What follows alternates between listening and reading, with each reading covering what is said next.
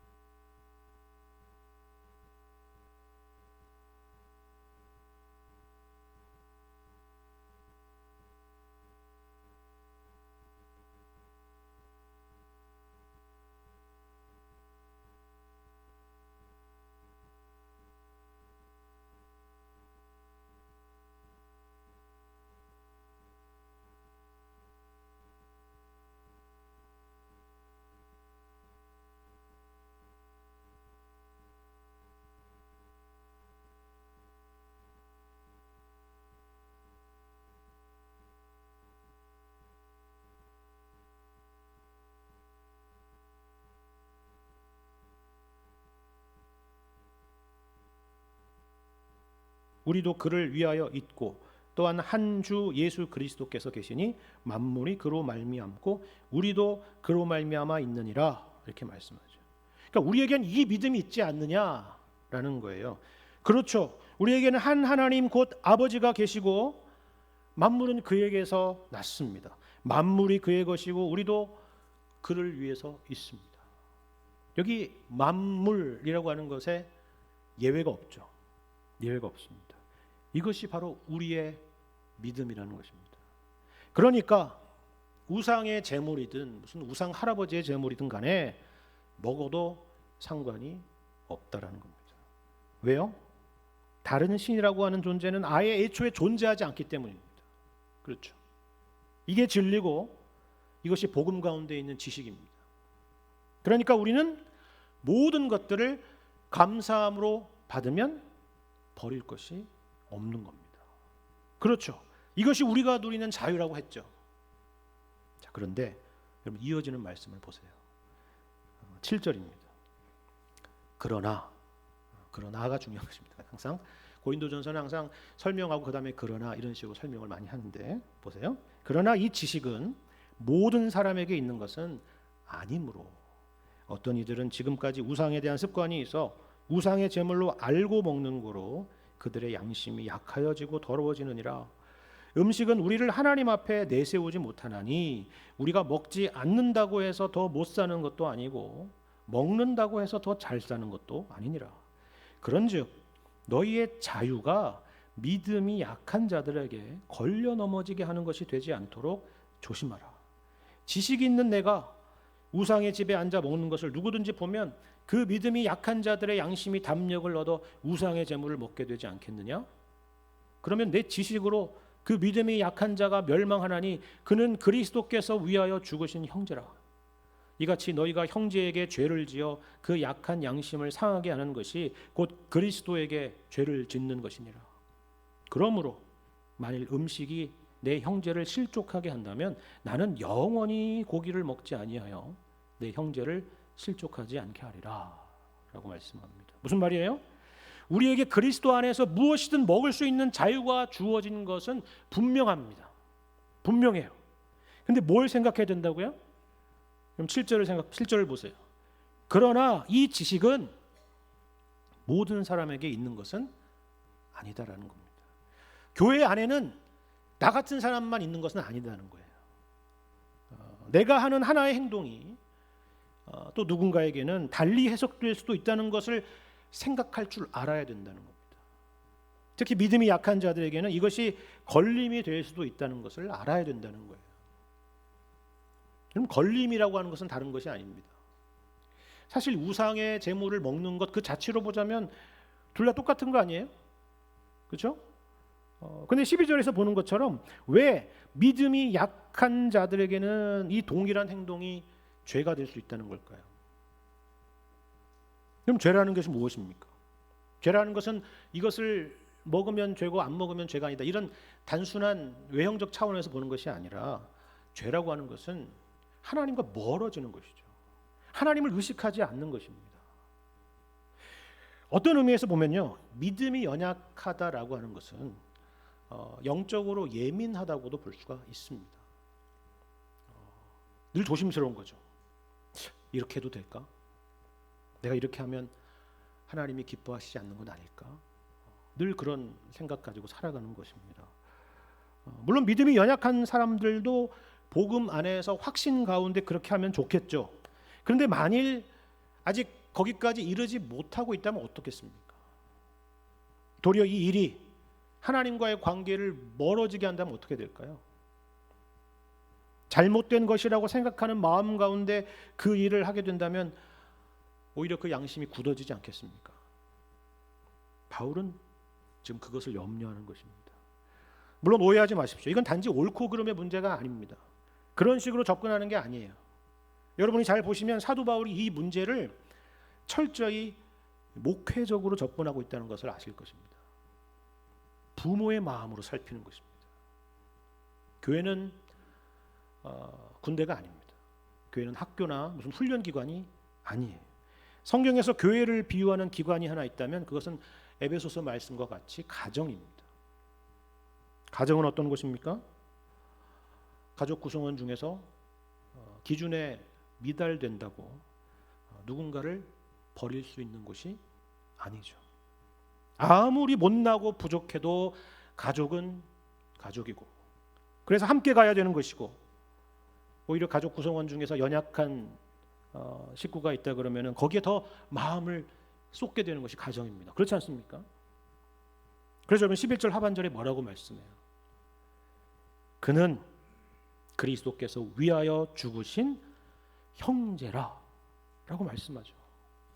그래서 13절에서 사도 바울은 만일 음식이 내 형제를 실족하게 한다면 나는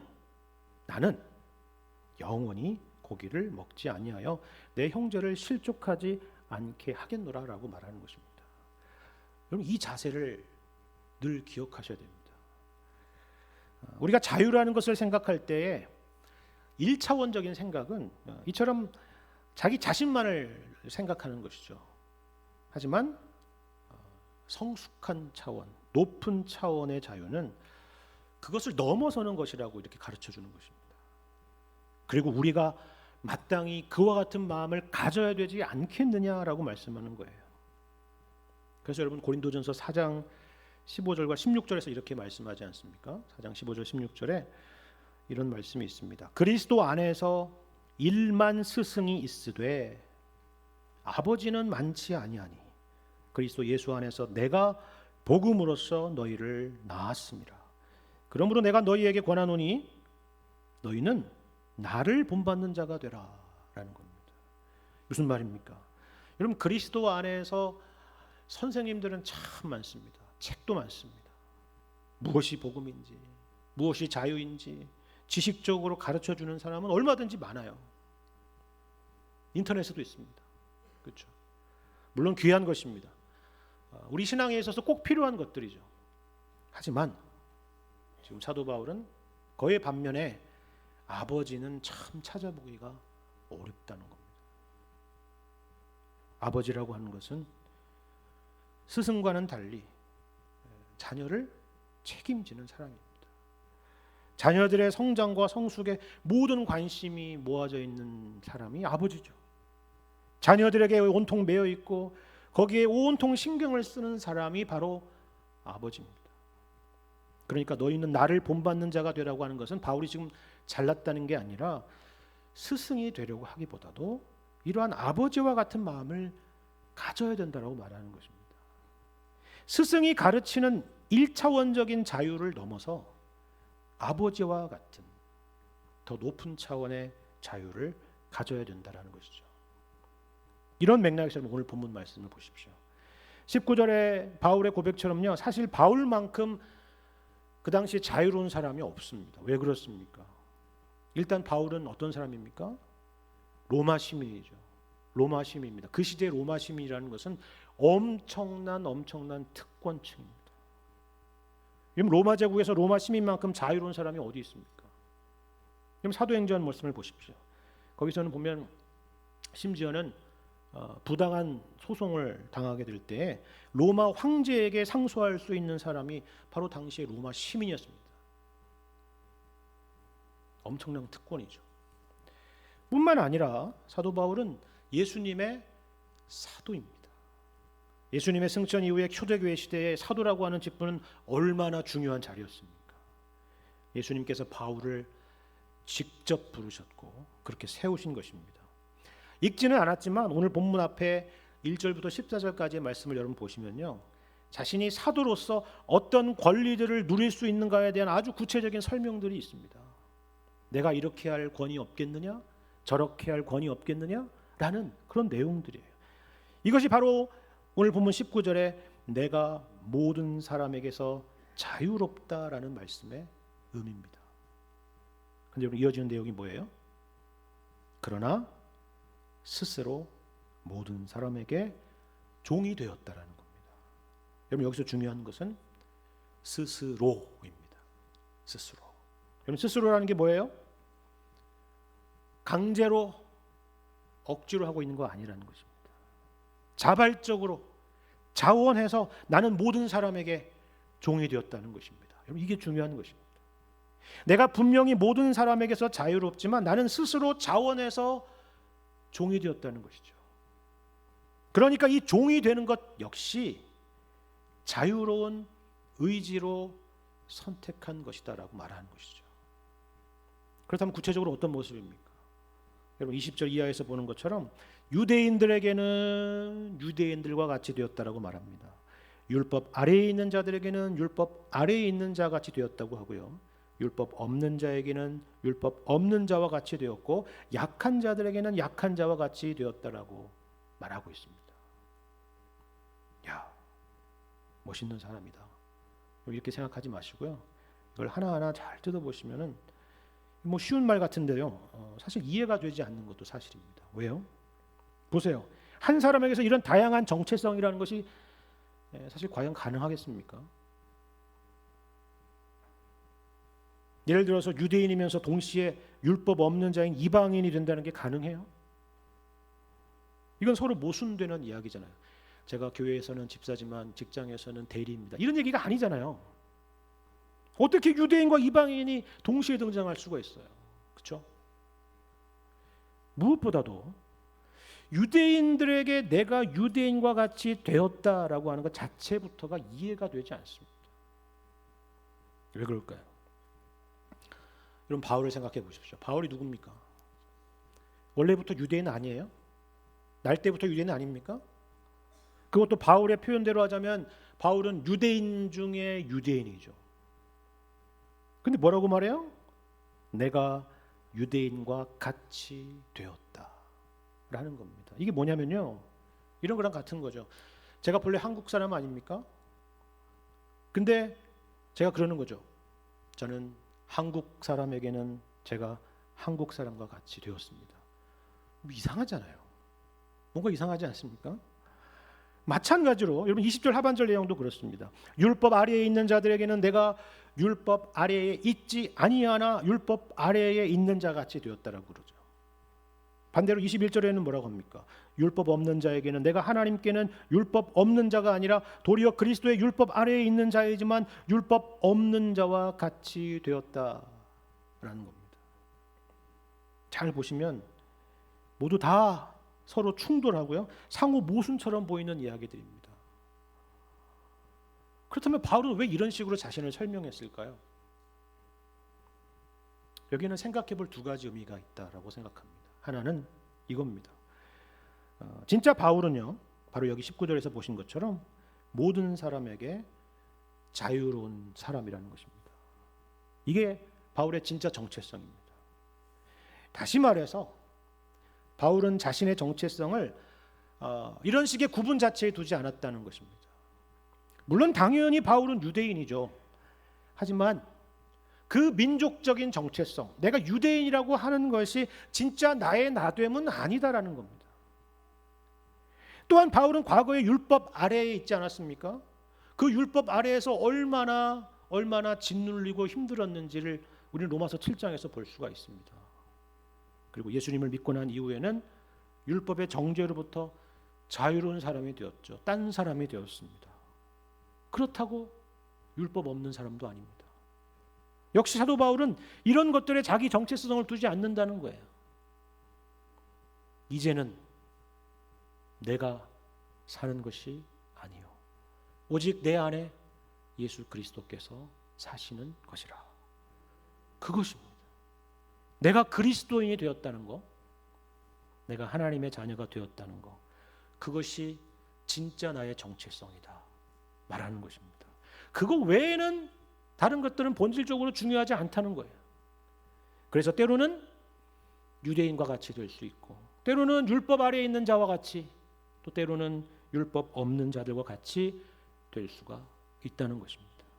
그러므로 그리스도 안에서는 무엇이든지 될 수도 있고, 또 무엇이든지 세상의 판단대로 나의 정체성이 흔들리거나 따라가지 않을 수 있는 그런 자유가 있다는 것입니다. 여러분, 우리는 얼마나 많이 세상의 평가와 판단 가운데 살아가는지 사실 모릅니다. 그렇죠? 사회적인 지위로, 배운 것들로, 경제적인 수준으로, 인종으로, 성별 등으로 너는 이런 사람이라고, 너는 저런 사람이라고 그런 판단들을 받게 되죠. 하지만 우리는 이 모든 것들로부터 자유롭다는 것입니다. 왜요? 우리는 예수님의 십자가의 피값으로 사신받은 하나님의 자녀이기 때문입니다. 여기에만 우리의 본질적인 정체성이 있다는 사실을 여러분 기억하시기를 바랍니다. 자, 그렇다면 내가 여러 사람들이 될 수 있다는 것은 과연 무슨 의미일까요? 여러분, 이것은 카멜레온 같다는 이야기가 아닙니다. 변신을 잘한다는 얘기가 아니에요. 여러분, 이 이야기가 왜 등장했는지를 보십시오. 19절에서 바울은 자신이 모든 사람에게 자유롭지만 스스로 모든 사람에게 종이 되었다라고 하지 않습니까? 본문을 보시면 무엇과 같이 되었다라고 하는 표현이 매 절마다 반복되죠. 그럼 무엇과 같이 되었다라는 게 무슨 말이에요? 실제로는 그렇지 않다는 것이죠. 내가 그런 사람이라는 게 아니라 그 사람을 위해서 그와 같은 사람인 것처럼 했다는 것입니다. 왜 그랬을까요? 그 사람의 입장에서 공감하고 싶었기 때문입니다. 여러분, 누군가의 종이 된다는 것은요, 분명히 어려운 일입니다. 말처럼 쉬운 일이 아니에요. 자신의 몸을 낮추고 그 사람의 입장이 되어야 되기 때문이죠. 어거스틴이 이런 말을 했다고 하죠. 병든 사람을 돌보는 사람은 열이 난 척을 하는 사람이 아니라 자신이 병들었다면 어떻게 대우받고 싶을지 공감적으로 생각함으로써 일종의 병든 사람이 된다라는 겁니다. 여러분, 사랑하는 사람을 곁에서 돌본 적이 있습니까? 같이 아프지 않나요? 그렇죠. 그걸 말하는 것입니다. 지금 본문에서 바울이 말하는 것이 바로 그겁니다. 그저 겉으로 흉내내는 것이 아니에요. 그 사람의 입장에서 그 사람의 형편에서 생각하는 것이죠.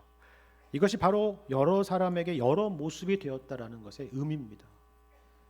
그런데 바울이 그렇게 했던 데에는 중요한 이유와 목적이 있다라고 말씀하고 있습니다. 그것은 그저 공감하는 것이 전부가 아니었다는 것입니다. 여러분, 여기 19절부터 22절까지 역시나 매 구절마다 반복되는 표현이 있어요. 그게 뭡니까? 매 구절의 끝에마다 등장하는 표현이에요.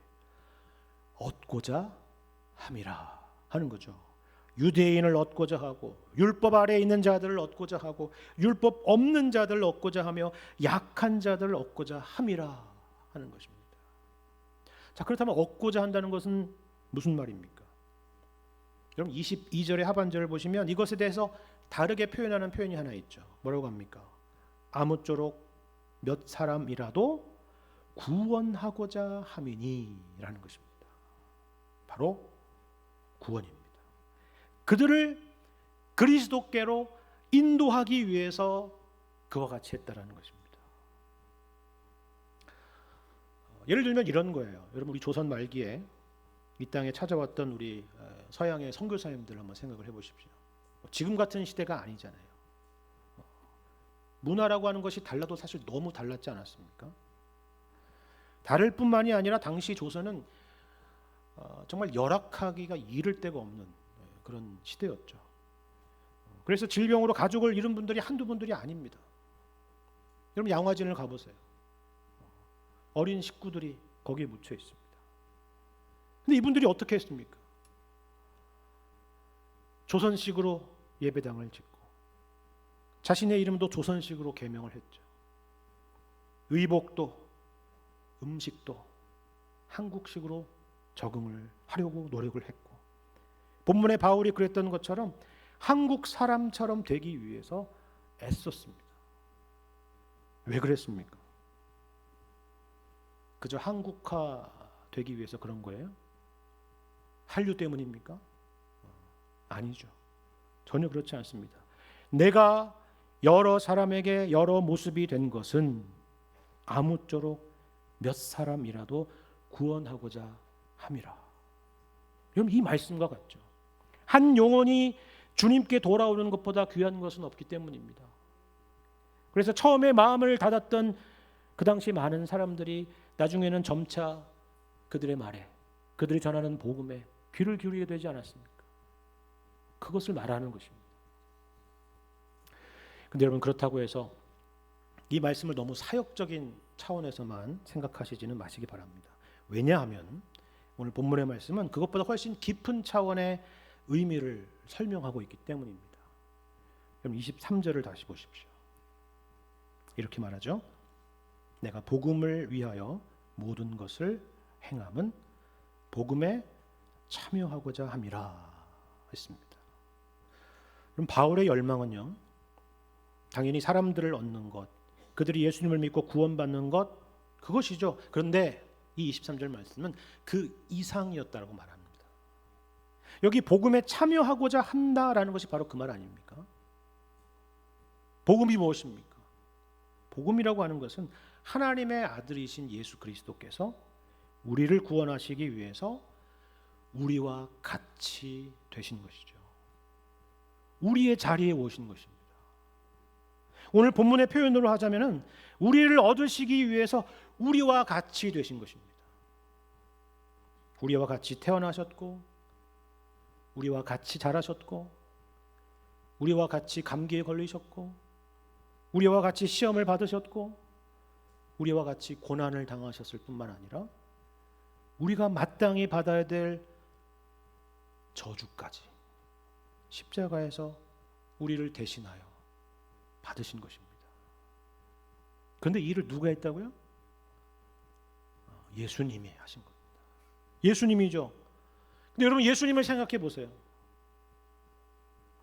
예수님에게 이런 표현이 어울릴지는 모르겠지만 예수님만큼 자유로운 분이 어디 있습니까? 예수님은 스스로 계시는 하나님이시잖아요. 성부 하나님과 함께 세상을 창조하시고 다스리신 분이시죠. 만물을 의지하는 분이 아니라 오히려 만물이 예수님을 의지합니다. 그런 예수님께서 자신의 권세를 포기하시고 한없이 낮아지셔서 우리의 자리, 죽음의 자리까지 오신 것입니다. 그래서 여러분, 이에 대해서 예수님께서 뭐라고 말씀하는지 보십시오. 요한복음 10장 17절과 18절의 두 절의 말씀, 우리 같이 한번 읽어보겠습니다. 17절 18절 시작. 내가 내 목숨을 버리는 것은 그것을 내가 다시 얻기 위함이니 이로 말미암아 아버지께서 나를 사랑하시느니라. 이를 내게서 빼앗는 자가 있는 것이 아니라 내가 스스로 버리노라. 나는 버릴 권세도 있고 다시 얻을 권세도 있으니 이 계명은 내 아버지에게서 받았노라 하시니라. 무슨 말입니까? 바울의 주장과 같지 않습니까? 예수님께서 낮아지시는 것, 우리와 같이 되시는 것, 자기 목숨을 우리를 위해서 버리는 것은 결코 강요된 일이 아니라는 것입니다. 내가 스스로 버리노라. 나는 버릴 권세도 있고 다시 얻을 권세도 있다 라고 말씀하시는 것이 바로 그것입니다. 여러분, 여기에 참다운 자유가 있는 것입니다. 우리는 자유하면 마음대로 할 수 있는 자유만 생각하지 않습니까? 하지만 여러분, 예수님을 생각해 보십시오. 말씀드린 것처럼 예수님이야말로 모든 권세와 모든 자유를 다 가지신 분이시죠. 무언가를 결정하거나 행하시는 데 있어서 그 누구의 간섭도 필요가 없으신 분이십니다. 그런데 그 자유로 우리에게 무관심하시거나 우리를 정죄하시거나 심판하시는 데 쓰시지 않고 오히려 그 자유로 자신을 반역한 죄인된 우리를 구원하시기 위해서 죽기까지 낮아지는 자리, 우리의 자리에 오신 것입니다. 이것보다 더 큰 자유, 이것보다 더 아름답고 위대한 자유가 세상에 어디에 있겠습니까? 사도 바울이 복음에 참여하고자 한다라는 말이 바로 이것입니다. 단지 복음의 메시지를 잘 전하기 위해서 내가 그들과 같이 된다는 얘기가 아니라 그 복음으로 살아내는 사람이 되고 싶다라는 거예요. 예수님과 같은 사람이 되고 싶다라는 것이죠. 그것이 나의 소원이라는 것입니다. 제가 앞서 20절 말씀에서 바울은 원래 본래가 유대인인데 왜 유대인과 같이 되고자 한다 했을까라는 걸 생각해 봤죠. 그 이유는 이제 그리스도 안에서 더 이상 유대인이라고 하는 민족적 정체성이 중심에 있지 않다는 것이기 때문이다라고 말씀을 드렸죠. 그런데요, 저는 이 말씀을 연구하면서 여기에는 그것보다 훨씬 더 엄청난 의미가 담겨 있구나라는 것을 발견하게 됐습니다. 여러분, 이건 내가 유대인들과 같이 되었다라고 하는 것은요, 그저 가벼운 이야기가 아닙니다. 이건 그저 저도 유대인입니다, 저도 여러분과 똑같은 히브리인이니까 마음을 열고 제 말 좀 들어보세요, 그런 차원의 이야기가 아닙니다. 저도 이북에서 왔습니다, 저도 경상도 출신입니다, 저도 전라도 사람이에요, 이런 이야기를 하고 있는 게 아니에요. 다만 상대방의 공감대를 얻기 위해서 하는 말이 아니라는 거죠. 여러분, 사도 바울이 말 그대로 유대인처럼 되기 위해서 무슨 일을 겪었는지 아십니까? 고린도후서 11장을 보면요, 사도 바울이 사역 가운데 고생했던 일들을 이야기하는 장면이 등장하는데요. 그런데 그 가운데서 이런 말이 있습니다. 유대인들에게 40에서 하나 감한 매를 5번 맞았다라는 고백입니다. 39번도 아니고 왜 40에서 하나 감한 매라고 했을까? 왜 유대인들에게 이렇게 맞았다라는 표현을 썼을까라는 것을 좀 생각해 보십시오. 그럼 이게 무슨 말인지 아십니까? 이건 그저 죽을 만큼 맞았다라는 이야기를 하려는 게 아니에요. 사실 사도 바울이 유대인이기를 포기만 하면은 굳이 맞지 않아도 될 매입니다. 여러분, 이 태용의 율법이라고 하는 것은 같은 유대 동족에게만 해당되는 형벌이기 때문이죠. 그래서 신명기에서는 이렇게 말해요. 40대를 넘기지는 말아라. 그걸 넘기면 내 형제를 경히 여기는 것이 되리라. 그런 말씀입니다. 그러니까 사도 바울이 40에 하나 감한 매를 맞았다는 것은 무슨 말입니까? 유대인의 공동체를 떠나지 않았다는 것입니다. 유대인이 되는 것을 포기하지 않았다는 것입니다. 왜요? 그들을 구원하기 위해서죠. 이걸 몇 번이나 겪었다고요? 5번이나 겪었습니다. 여러분, 이것이 바로 유대인과 같이 되었다라는 말의 의미입니다. 그리고 동시에 그 형벌을 받았다는 것은 그 형벌이 나와 있는 율법 아래에 있었다라는 의미죠. 그저 그들의 마음을 공감하기 위해서 나도 유대인이고 나도 한때 율법 아래에 있었다라고 말하는 것이 아니라는 것입니다. 여기는 이처럼 엄청난 희생과 고통이 수반되어 있었음을 보여주는 것입니다. 뭘 위해서요? 동족 유대인들의 구원을 위해서 그랬다라는 것입니다. 그래서 심지어 로마서 9장에는 뭐라고 고백해요?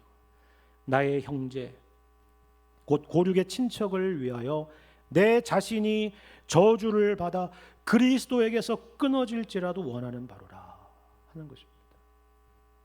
그럼 이게 누구의 모습일까요? 예수님의 모습이죠. 예수님이 우리를 구원하시기 위해서 하나님에게서 끊어질지라도 원하는 바로라 하셨지 않습니까? 엘리 엘리 라마 사박다니, 나의 하나님 나의 하나님 어찌하여 나를 버리셨나이까. 그 십자가의 자리까지 가신 것입니다. 어떻게 이 모든 일들이 가능했을까요? 오늘 말씀과 같지 않습니까? 복음에 참여하고자 함이라. 늘 예수님을 바라보고 예수님의 형상을 담기를 소원했던 것입니다. 사도 바울은 너희도 그렇게 되기를 바란다는 것입니다. 1차원적인 지식적이고 내가 누릴 수 있는 자유를 넘어서 우리 주님 안에 있는 더 높은 차원의 자유, 모든 사람에게 자유롭지만 스스로 모든 사람에게 종이 될 수 있는 자유, 낮아지고 희생하고 심지어 죽음에까지 이른다라고 해도 그것을 두려워하지 않을 수 있는 자유, 그 한없이 높고 위대한 자유, 그 진정한 자유를 너희들이 누리기를 바란다라는 것입니다. 그 자유가 오직 예수님 안에 있음을 기억하시기를 바랍니다.